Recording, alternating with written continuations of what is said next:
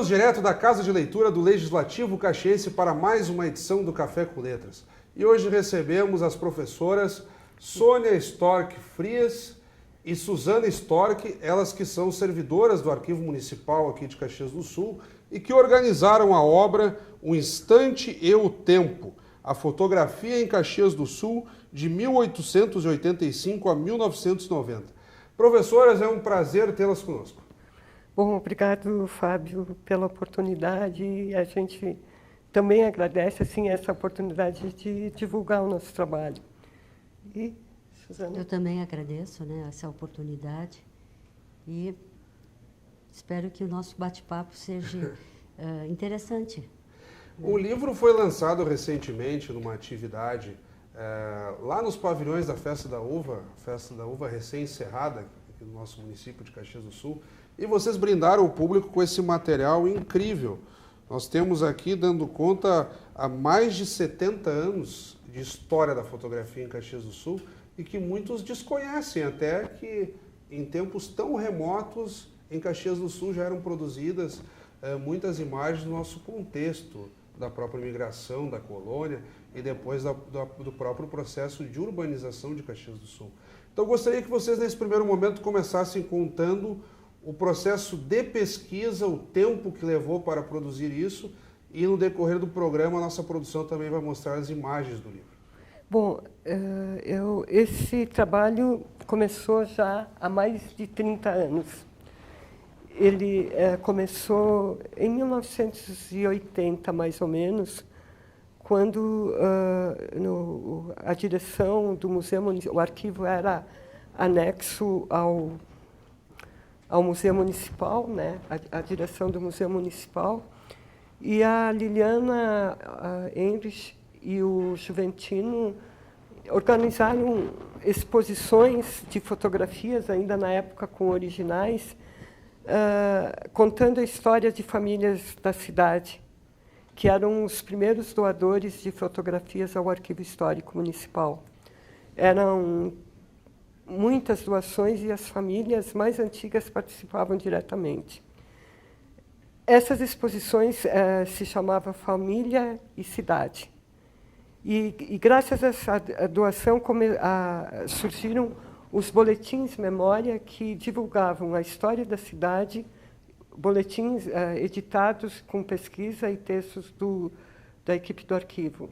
Uhum. E isso chegou até o centro do país, chegou ao conhecimento da Funarte.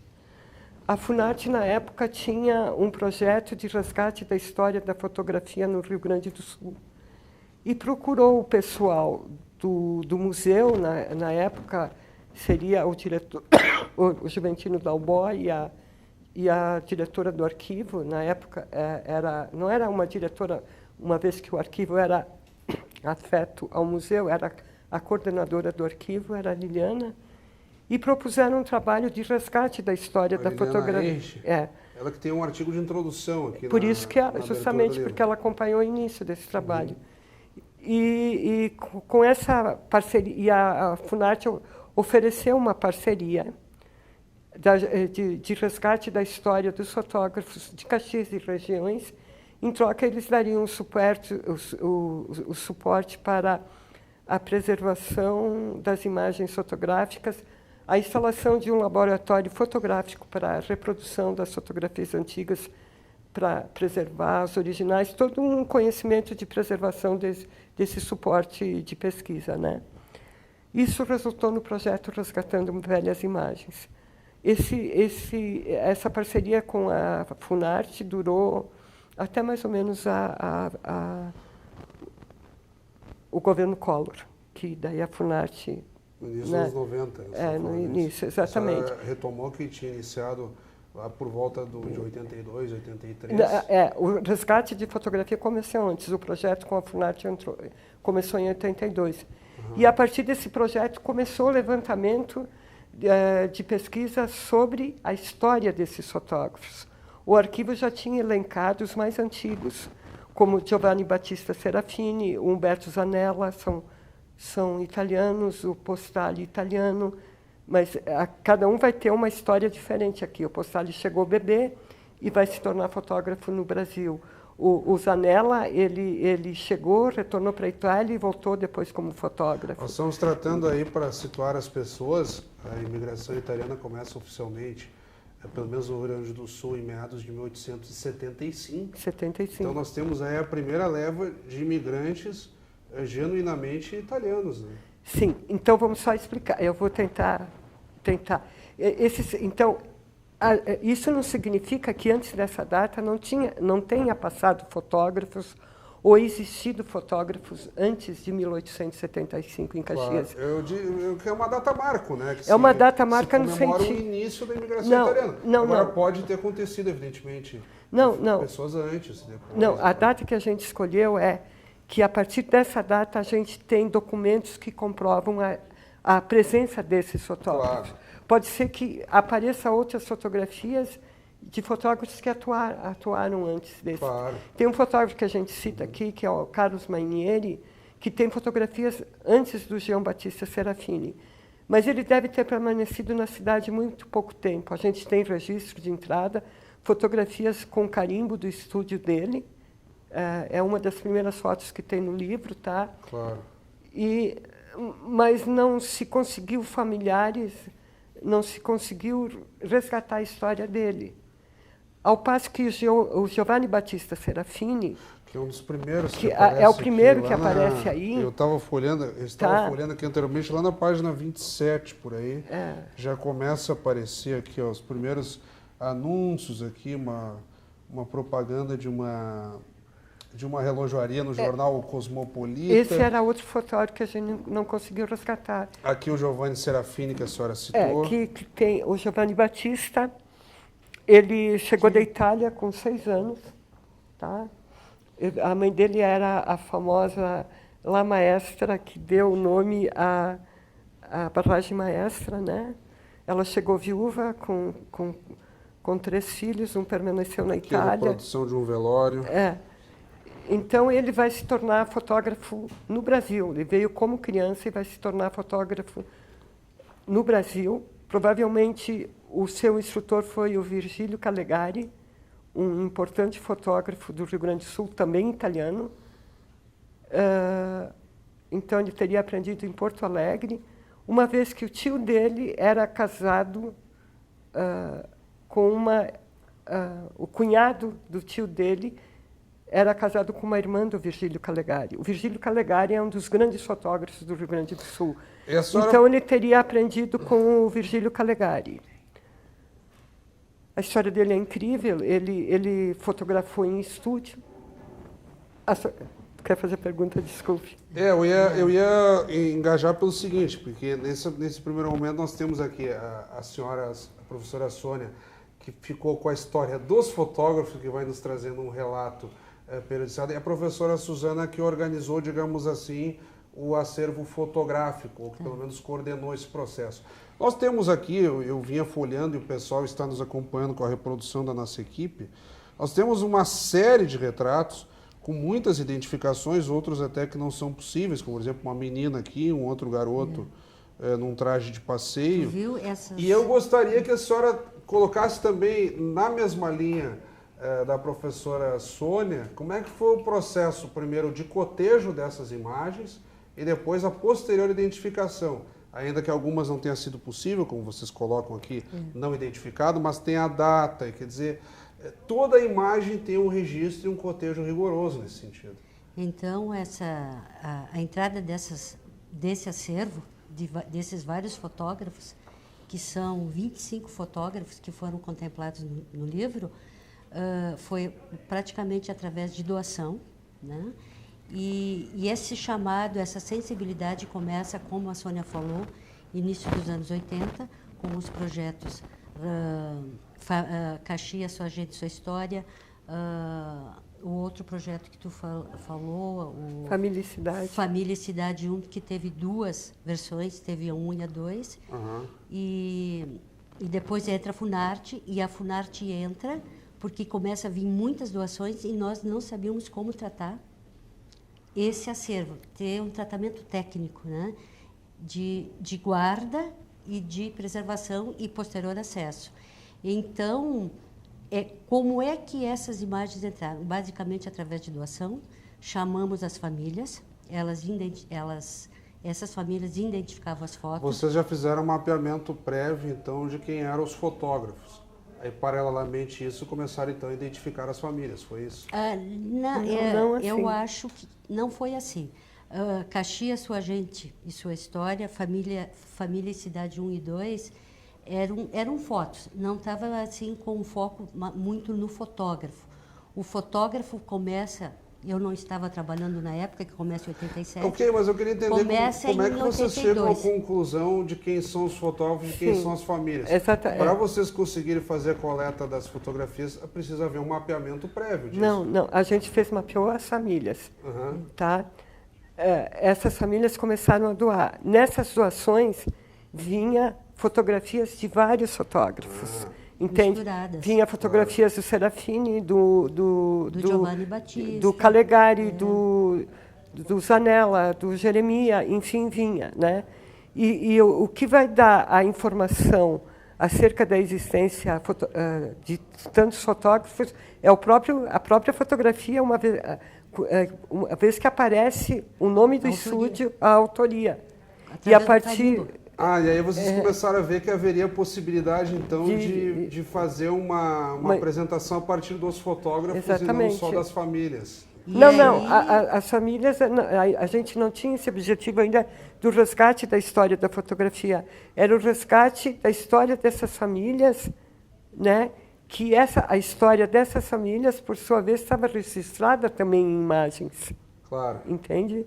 Então, e elas, assim... E outra coisa que foi muito importante na época, a gente teve uma parceria com o jornal Pioneiro, que essa parceria durou mais de 3 anos, que a gente tinha, semanalmente, nos sábados, uma página que o arquivo se encarregava da pesquisa de um determinado tema, e, a partir disso, a gente publicava essa pesquisa, a página Memória, e junto ia fotografias para ilustrar. E, nossa, as pessoas gostavam muito, as famílias. Inclusive, a gente tem contato de famílias que colecionaram essas páginas das memória. E essa parceria com o Pioneiro gerou a doação de muitas e muitas fotografias. E como é que foi o processo de recuperação desse material? Porque muitas vezes, assim, vocês estão tratando com famílias, o sujeito guardou um retrato na gaveta ou misturado com outros papéis, porque a reprodução aqui no livro está praticamente perfeita, quando nós pegamos ali recortes de jornais, as imagens, ainda que às vezes não estão envelhecido, mas está como se fosse novo. Vocês encontraram em bom estado ou houve também, paralelamente, uma necessidade de restaurar esse material? Algumas fotos, teve uma estagiária muito boa, que eu preciso colocar o nome dela, por favor, que é a Maria Júlia, que ela estagiária, cursa fotografia na Universidade de Caxias do Sul, na UX, e quando ela iniciou o estágio, e no setor de fotografias, a gente sempre busca, no caso, a instituição, alunos para estagiar que tenham essa sensibilidade, esse conhecimento com a fotografia. E com as técnicas de hoje, com o Photoshop, e essa meninada, ela estraçalha, ela consegue trabalhar muito bem sem adulterar a imagem. O que foi feito? A sua grande maioria dessas doações, as fotos estavam em ótimo estado de conservação. Vocês digitalizaram e depois fizeram um tratamento, digamos assim. De algumas foi feito o tratamento e também, junto a essa seleção, o tratamento, vamos editar, não vamos, né? Nós sempre fazíamos contato ou através do Instituto Moreira Salles, ou com a própria Funarte, em quantos DPIs, que tipo de arquivo, até quanto a gente podia... Para não prejudicar, a versão original. A versão original. Sempre teve esse foco de preservar a versão original, porém, né, preservar, mas valorizar também essa imagem. E, às vezes, uma mancha, alguma coisa, não ia comprometer a originalidade desse documento. Então, foi feito isso. Claro, para não se tornar artificial, por também aquele tom antigo, como a senhora mesmo falou, uma mancha, um reflexo. Um ponto interessante, nós estamos tratando aí o início principalmente, na parte bem do final do século XIX, e nós não estamos tão distantes do próprio advento mundial da fotografia, que se dá, digamos assim, ali entre o primeiro quarto e o segundo quarto, digamos assim, do século XIX. Em história, os caras vão dizer lá o segundo quartel do século XIX. Mas seria 1830, 1835, isso lá na Europa.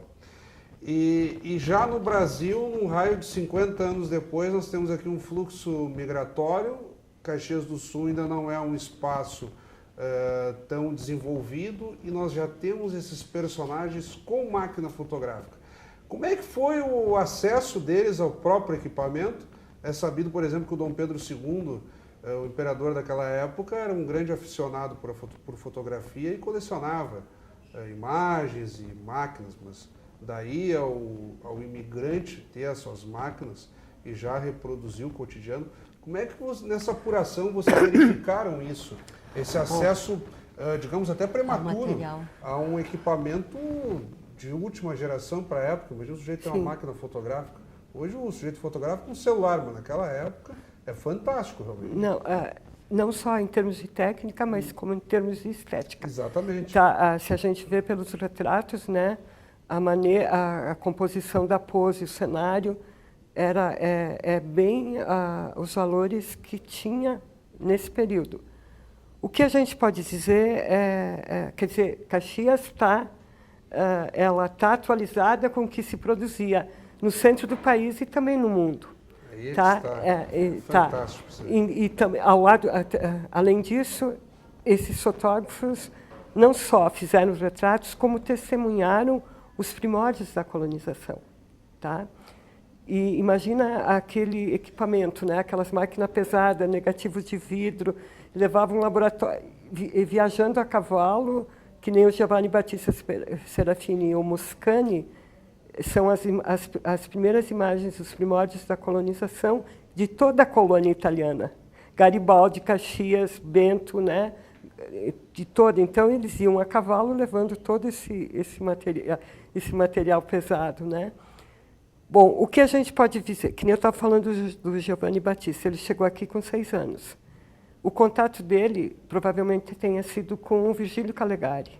O Virgílio estava iniciando a profissão dele em Porto Alegre. E eles tinham uma casa de comércio também aqui.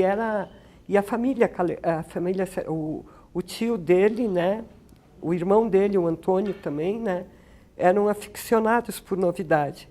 Eles viajavam a Porto Alegre e esse contato com a fotografia em Porto Alegre, com o próprio Virgílio, fez com que eles comprassem um material fotográfico em Porto Alegre. Claro, porque em Porto Alegre nós já temos um contexto mais urbanizado. Mais urbanizado e com fotógrafos como o Virgílio Calegari, os irmãos Ferrari, etc. Já o Humberto Zanella, tá, que é quase... começa um pouquinho depois, mas é contemporâneo ao Serafini, ele chega bem no início da imigração. Ele já ele era um imigrante mais privilegiado, ele conhecia a música, ele era que chegou como um químico. Ele fica um tempo aqui, ele vem casado com os pais, ele retorna para a Itália e volta como fotógrafo. Então, ele aprendeu o ofício lá e trouxe o equipamento, ele importava da Alemanha, gostava de equipamentos alemães. Quem nos diz isso? Os próprios filhos. Né, entrevista com os filhos deles, que a gente tem com os filhos dele, né? Claro. O Moscani, Francisco Moscani, talvez a gente não tenha entrada de registro dele, os outros a gente tem quando chegaram em Caxias, a data, filiação, tudo. Sim, é muito metódico esse processo. Né? Mas esse não, ele provavelmente chegou como fotógrafo itinerante. E as primeiras imagens que a gente tem da colonização, ao lado do Serafini, também são do Francisco Moscani. E vocês observam uma intenção no sentido do puro e simples registro, como se diria o hobby, ou eles inclusive comercializavam essa... Não, no caso Serafini... Eles tinham estúdios, né? Eles tinham um estúdio. Então, o estúdio do Serafini era aqui na esquina da Dr. Montori com a Sinimbu. Hoje tem um edifício ali. Tem a foto dele aqui, lá, logo no início tem. Claro. Tá. Já o Domingos Mancusi tinha esse foco de registrar o presente para a posteridade. Tinha. O Muscani e o Serafini, eles tiveram é provável que eles, pelos ofícios que a gente tem, a documentação que tem no arquivo, que eles receberam um trabalho da Comissão de Terras e Colonização para fotografar toda a colônia de imigração italiana, porque em Gênova, na Itália, estavam pedindo esse material para divulgação. Tem a foto de um agrimensor, né, que faz. Aí é no estúdio, é do Serafini. As medidas então, de terra, como a senhora mesmo fala, né? E a própria intendência, na época que era a prefeitura, e depois na condição de prefeitura também, a própria intendência encomendava o trabalho desses fotógrafos. Então, acaba tendo uma mescla a partir dos próprios estúdios, como a senhora fala, aquele interesse de deixar o registro para a posteridade, mas também, de certo modo, acabavam comercializando e também guardando. Era talvez uma mescla de objetivos. Né? Uma mescla. E sabe, essa questão do material, eu acho que as máquinas, como tu falou agora, Sônia, o Zanella trouxe, mas esse equipamento, a câmara, né, eles vão pegar em Porto Alegre, porque aqui não tinha comércio disso. Né? Os químicos também eles iam pegar em Porto Alegre, porque Porto Alegre tinha muitos fotógrafos e tanto é que tinha já uma clientela dos fotógrafos, que no caso o irmão do Calegari, o Júlio, sai de Porto Alegre e se estabelece em Bento. Mas o local que abastecia esses fotógrafos com relação a material, a químico, a papel e máquina fotográfica, ou vinha de Porto Alegre, ou do centro do país, ou até fora do país. Agora é interessante essa necessidade que eles sentem de ir atrás do equipamento, né? E de fazer o registro. Aí, claro, depois, como a senhora mesmo disse, constitui o ateliê, é inevitável, comercializa as imagens, o próprio poder público recorre desses profissionais para poder ter os registros. Quer dizer, é muito interessante. Eu gostaria que nessa parte final do programa, nós já estamos um pouco além do nosso tempo, eu gostaria que a professora Suzana, uma coisa que a gente não pegou muito assim, é o que a senhora poderia fazer. Eu estou exigindo até bastante esforço da senhora nesse sentido, mas de uma forma sintética. O que nós podemos tirar de características técnicas da fotografia, de processos estéticos que a senhora tenha observado no livro, né, nesses registros, que para quem não tomou contato com a obra possa ver, mas aqui já é possível verificar determinada técnica, determinada composição a partir das imagens no cenário tanto familiar, falamos de registros de propriedades da cidade, de tantos outros, até recortes de jornais que estão aqui reproduzidos também. O livro ele contempla, com relação à técnica, as primeiras fotos tu vai ver que é albumina, tá? Que é a clara de ovo, que é o elemento que ia segurar a prata, né? Depois da albumina, tu vai ver, tem fotos, e a albumina ela tem aquele tom amarelado. E depois tem o outro processo, que vem a gelatina. E tem uma outra, e tem a albumina, a gelatina, que são os processos que está presente no livro. Se vai falar do colóide, eu não tenho, que é um outro processo. A fotografia já tinha avançado e todo esse processo de tendência dos processos irem se inovando, os fotógrafos eles iam acompanhando, porque isso facilitava o trabalho deles. Eles já conseguiam um papel pronto, né? Já vinha pronto, já vinha sensibilizado. O filme já estava aí, né? Já deixa de ser tem as fotos, as primeiras fotos que aparece a cidade são fotos de negativos de vidro, né? Que tem fotos que a gente sabe pelo tamanho, ou pelo tamanho ou não, o próprio Domingos Mancuso é vidro flexível, então tem as viragens, que tem uma viragem em selênio, viragem em selênio, que seria a cor sépia, viragem em enxofre, que vai dando um outro tom que eles vão acompanhando isso. Então, isso seria mais uma coisa química que eles iam dando outro tom para Claro, e a depois foto. vai evoluindo com o próprio progresso do século XX. E o que fica muito marcante aí, que são as fotos pequenininhas, que era a estética da época, o cartão de visita, que era aquelas 6x9, e o cabinet, que seria 13x18, que é muito característico do final dos anos, do final do século XIX, que vem até os anos 20, que tu vai ver isso, O que né? chama a atenção é o retrato. Lá no início do programa eu citei um menino com traje de passeio, que é aquela foto muito produzida, com a roupa Preparada, específica, né? para o retrato, a criança ali paradinha esperando o momento do clique, né? É bem Isso a é coisa, incrível, né? É bem a influência da fotografia, né? Da pintura também, né? Eu só quero colocar, e junto com, e claro, eles vão acompanhar, os fotógrafos vão, principalmente isso do Jeremias, o Calegari, o próprio Postrali, né? Eles vão acompanhando as inovações da tecnologia, Você né? começa no sentido de tentar primeiro reproduzir com traços parecidos como se fosse uma pintura. Depois a própria fotografia vai ganhando as suas características. E a própria mudança. Tem alguns exemplares aí que vai mostrar, que tu vai pensar, tu vê que a textura da foto é diferente. Bom, o que é isso? É pintura sobre fotografia, de tão perfeita, porque eles também buscavam para... esses fotógrafos se assessoravam também de artistas dentro da pintura, para fazer esses detalhes da cor.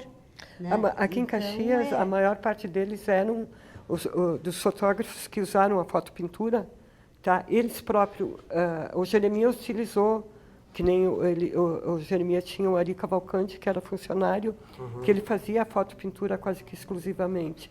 Já o Calegari, ele era o fotógrafo e ele próprio fazia a fotopintura. O Zanella também era ele mesmo que fazia. Então, era aquela coisa de dar o colorido para a foto, né? Então, sim, fazia nós estamos tratando ainda de imagens preto e branco lá atrás.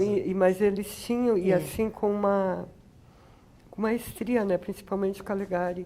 Então, eles usavam o crayon, o óleo e a aquarela. E essas colocações que as senhoras colocam me faz lembrar quando se falam aí das primeiras transmissões televisivas, inclusive, os filmes. As pessoas até, com a transmissão em preto e branco, faziam jogos com papel celofane na tela, e aí você faz o azul ali para pegar o céu e vai jogando verde, as cores com o papel celofane do próprio monitor, ou enfim, nas lentes.